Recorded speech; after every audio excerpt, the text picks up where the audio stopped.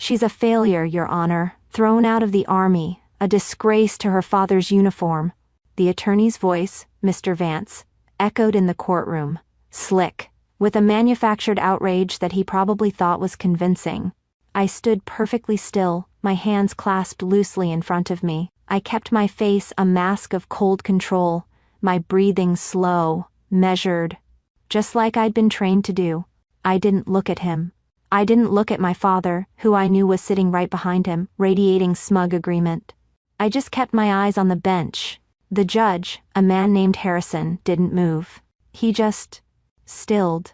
His face became granite.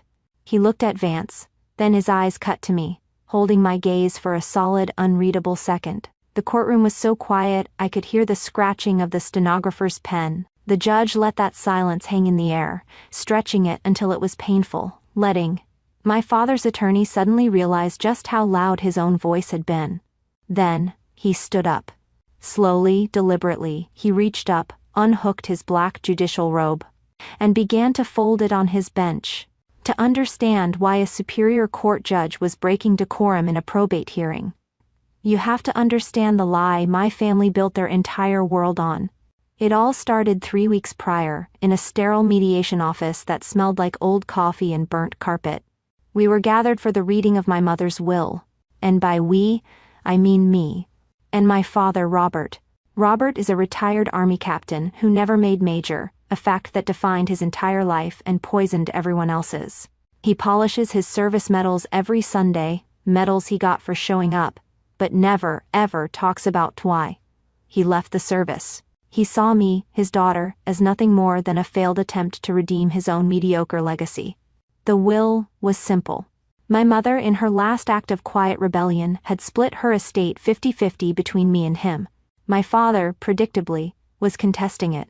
Immediately, he'd brought his attorney, Mr. Vance, a man who mistakes aggression for competence, and who had completely, utterly bought into my father's narrative of me. I watched Vance lean forward, his eyes gleaming, as he laid out their petition to the mediator. Your Honor, he said, my client will prove that Anna is financially and mentally unstable. I felt the familiar coldness settle in, the old tired weight of being invisible. She is functionally unemployed, he continued, and incapable of managing her own affairs, let alone half of this estate. Then came the killing blow. Her career, as she calls it, ended in a disgraceful discharge. This wasn't just him being cruel. This wasn't just my father's usual dinner table bitterness given a legal spin. This was their entire legal strategy. This was the lie they were going to use to take everything. My father's narrative of my failure wasn't new. It was just louder now, weaponized for a legal proceeding. I remember the party they threw when I was officially discharged from the army. It wasn't a celebration, it was a collective, awkward sigh of relief. The cake was cheap, from a grocery store, and half-eaten before I even got there, with good luck, Anna, piped in sloppy blue icing. My father, Robert, clapped me on the shoulder, a gesture that was always more about possession than affection. Finally, he'd said, his voice loud enough for all his friends to hear, you can get a real job, Anna. Something simple, maybe a paralegal. I just nodded. I smiled that empty, polite smile I had perfected. Because what else was there to do? To them, I was the wanderer.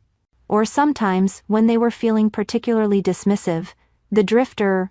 That's what they called me at Thanksgiving, because I had to move so often for my job. They'd chuckle about my odd hours and my little laptop business. I'd be at a family barbecue, sitting in a corner on a secure line, and my father would walk by and say, still playing on that thing? You're going to ruin your eyes. The condescension was so thick, you could cut it with a knife. It was the same tone he used when I was 10 and tried to show him a model rocket I'd built, right before he'd praised my older brother for mowing the lawn in a straight line. They had no idea. They couldn't. The truth was, I wasn't a failure. And I was never discharged, not in the way they meant. My exit from the army was a pure fabrication. In the world I actually live in, it's called a sheep dip operation. It's a clean, manufactured exit designed to move an asset from a public military role into a clandestine civilian one, with absolutely no official paper trail connecting the two. My discharge papers, the ones my father was so obsessed with, the ones Mr. Vance was waving around, they were a lie. I hadn't been kicked out. I'd been transferred to the Defense Intelligence Agency. I was an analyst, operating in a world so far removed from their petty suburban dramas, it might as well have been another planet. Their world was loud barbecues, football games, and arguments about property lines. My world was silence. My world was a SCIF, a sensitive compartmented information facility. It's basically a windowless, soundproof, bug-proof box where you go to read the nation's secrets and make decisions that can't be unmade. While they were arguing over which potato salad was better, I was sitting in one of those dark, sterile rooms, staring at maps and glowing data streams. I remember one day in particular, my phone buzzing on the other side of the soundproof door with a dozen angry texts from my father, demanding to know why I wasn't at some distant cousin's christening. I couldn't answer. I was in the middle of a briefing with a 3-star general. "Sir," I said, my voice perfectly level, "the SIGINT from an Operation Nightshade confirms the asset is compromised.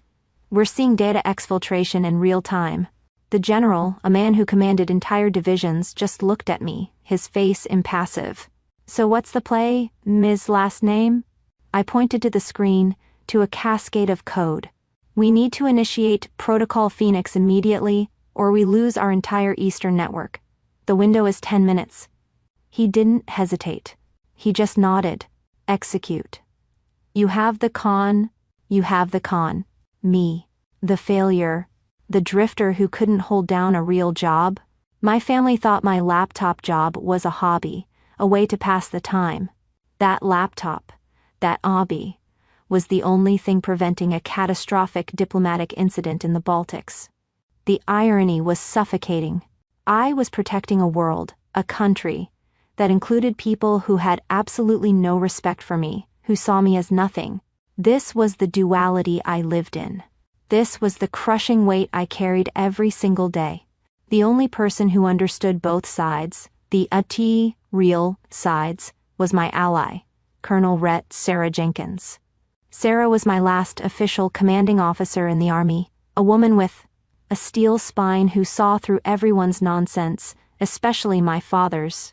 She was the one who recommended me for the transfer in the first place. She's the only one who knows, officially, that my DD-214 was a complete fabrication. A ghost file, as she called it, that personally signed off on to move me to the other side of the intelligence wall. She was my professional firewall.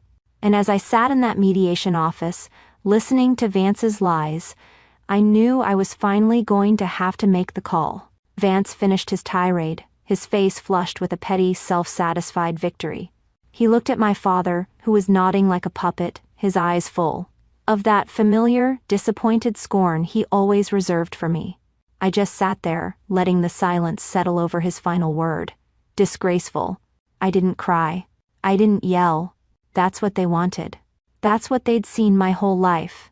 The person they thought I was. Instead, I looked at the mediator, my eyes cold and clear. "I see," I said, my voice perfectly flat. "You will be hearing from my legal counsel." I stood up, gathered my things, and walked out. I didn't look back.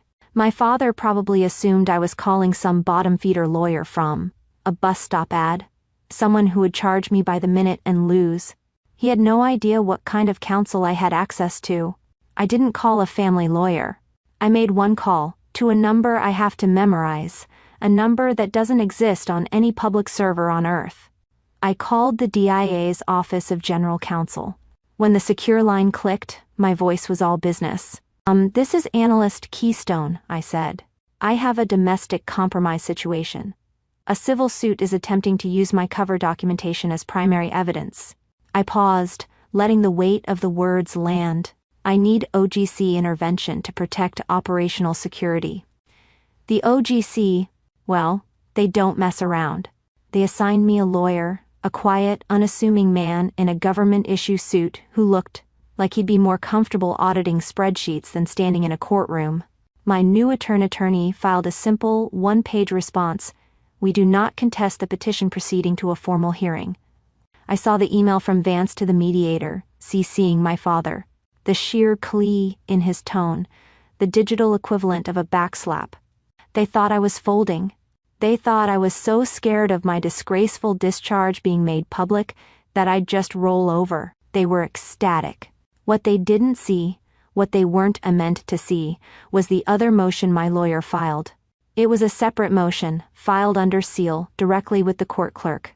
It was an in-camera motion to validate character references, citing End Title 50, U.S. Code Pent. The part of U.S. law that governs national security and espionage. While they were celebrating their win, I was at my terminal, pulling the public judicial roster for the county. I scrolled down the list of names. And then I stopped. Judge Marcus Harrison. I knew that name. I knew that man's history. And I knew, without a shadow of a doubt, he would know in my world. My father was ready for a fight. He brought a knife to a drone strike. He thought he was walking into a simple probate court. He had no idea he was walking into Pemorenden world, and I'd already cleared the kill box. The courtroom was sterile, quiet, and cold. I sat alone, my back straight, my hands folded in my lap. Across the room, my father, Robert, was sitting right behind his attorney, Mr. Vance. He had this smugness radiating off him, the look of a man who was finally about to be proven right. To have his narrative of me, the failed, disappointing daughter, validated by a court of law.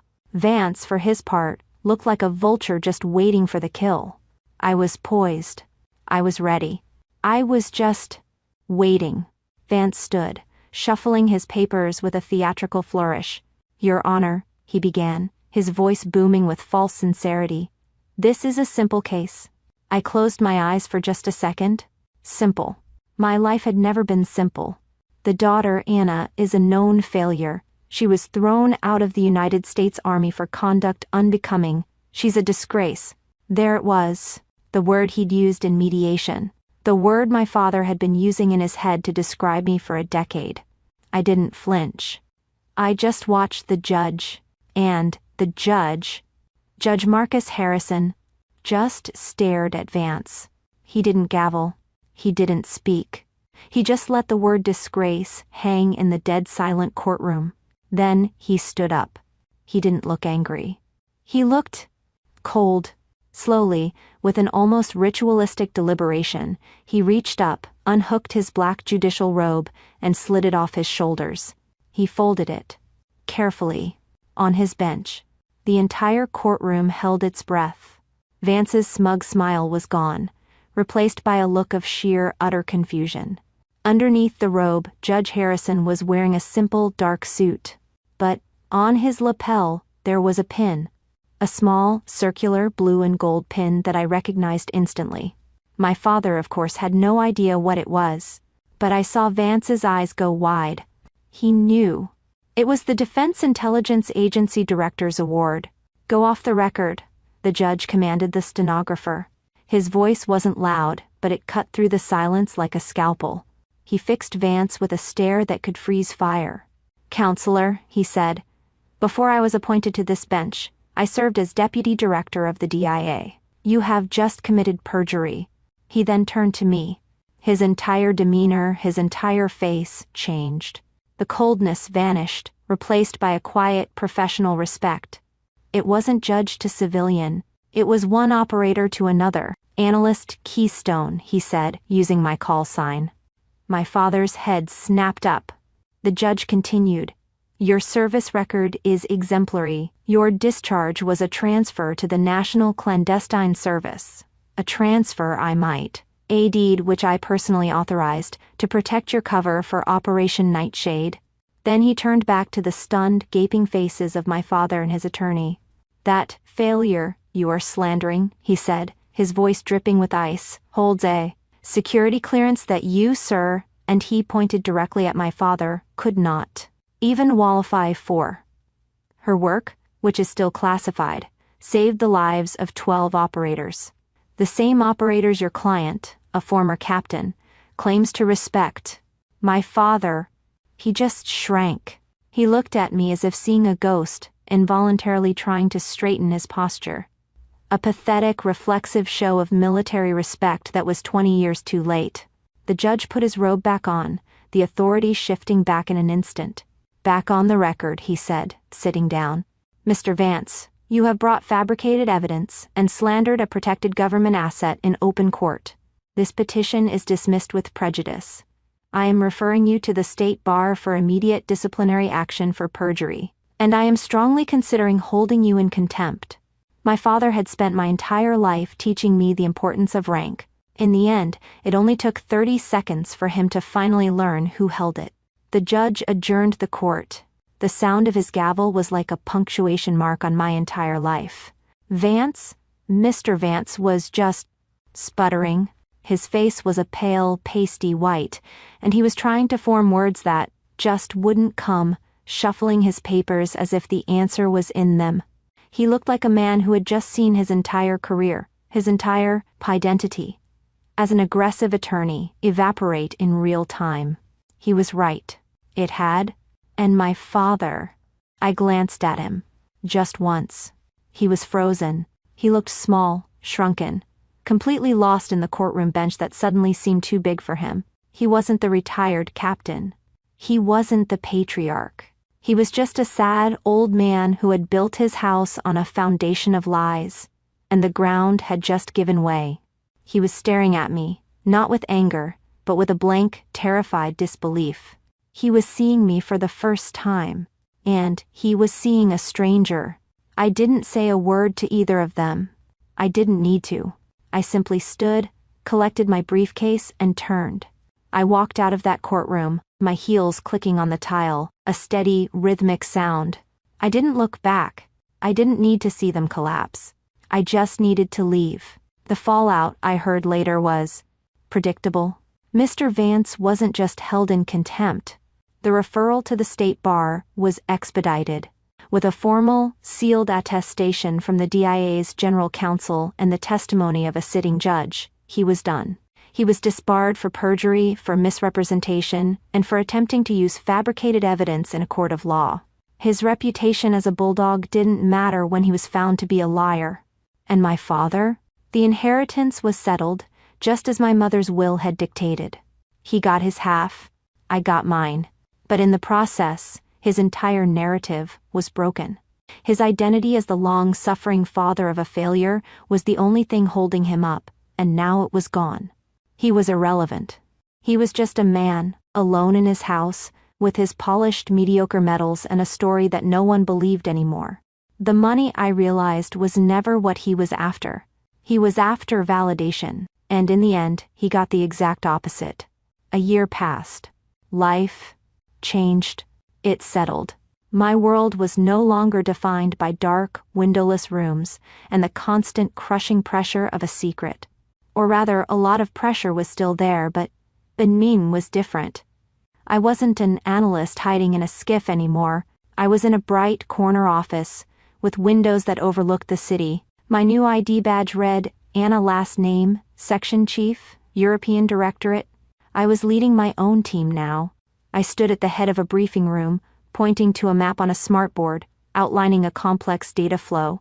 "We're seeing the same markers here," I explained, "but the pattern is different. It's not a brute force attack, it's surgical. I want to know why."